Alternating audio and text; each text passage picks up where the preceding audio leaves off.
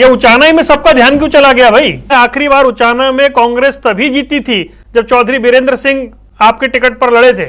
नफरत थी या विद्वेष था? उचाना पहले से ही इंडियन नेशनल लोकदल पार्टी का गढ़ रहा है। 1987 में, 2000 में, 2009 में और 2019 में भी। मैं एक बात पहले ही ये रजिस्टर करना चाहता हूं, 2019 का चुनाव जो था उससे पहले 2014 का चुनाव हुआ।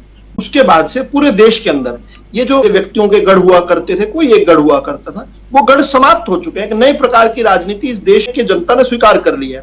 इसके बाद अभी भी 14 से पहले वाले डर्रे वही थालियां बजाते रहे कि किस प्रकार से हमारा ये था वो था। मैं आपको एक बात बताना चाहता हूं, 2019 का जो विधानसभा का विशेष रूप से चुनाव था उसमें स्पष्ट तौर पर दो अलग अलग लड़ाइयां चल रही थी। भारतीय जनता पार्टी के खिलाफ कांग्रेस पार्टी लड़ रही थी और इंडियन नेशनल लोकदल के खिलाफ जेजेपी लड़ रही थी।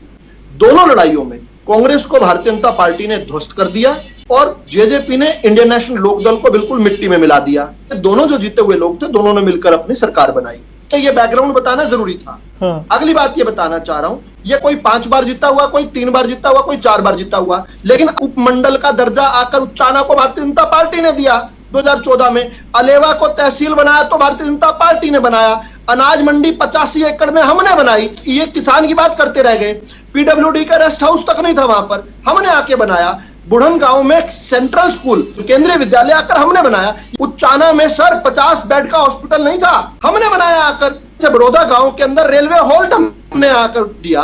केवल एक जगह रुकती थी रेल पूरे हल्के के अंदर, इतने लंबे हल्के में 244 किलोमीटर की सड़क 117 करोड़ 60 लाख की लागत से हमने उसकी मरम्मत करवाई और 154 करोड़ की नई सड़कों का निर्माण किया, हमने किया। अलेवा के अंदर हमने कन्वर्ट किया। 33 केवीए का वहां पर अगर पावर सेंटर बनाया तो हमने। उचाना खुर्द में बनाया, उचाना कला में बनाया, अलेवा में बनाया। समय नष्ट किया इन्होंने। 5-5 बार 3-3 बार जीत कर क्या कर रहे थे?